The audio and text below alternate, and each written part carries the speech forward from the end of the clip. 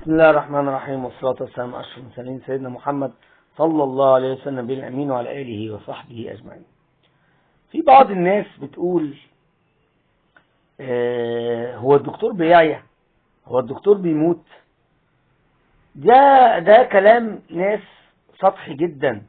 انت عايز الأعجب من كده؟ لا، ده بس مش الدكتور بيعيا وأحيانا بيبقى بيعيا في تخصصه ما يعرفش يعالج نفسه.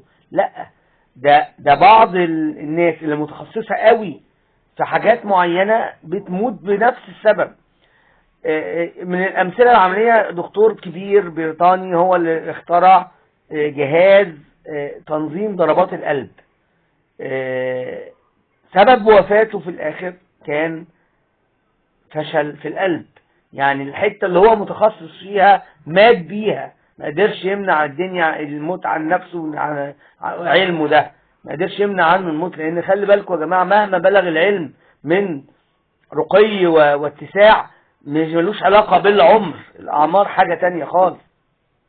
أقول لكم تاني مثل مصري بقى. كان أنا خريج جامعة عين شمس، وكان من ضمن أساتذتنا دكتور علي خليفة رحمة الله عليه، وكان في أستاذ في طب البايوكيمستري أو الكيمياء الحيوية، وكان تخصصه الأورام أو الأمراض الحرجة، وهي الأمراض النادرة.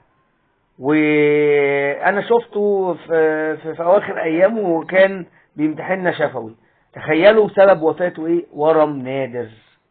ورم نادر من الحاجات اللي كان بيدرسها، وبرغم انه هو عمل اسم دلالات الاورام عشان يكتشف السرطانات المبكرة، ما قدرش يكتشفها لنفسه.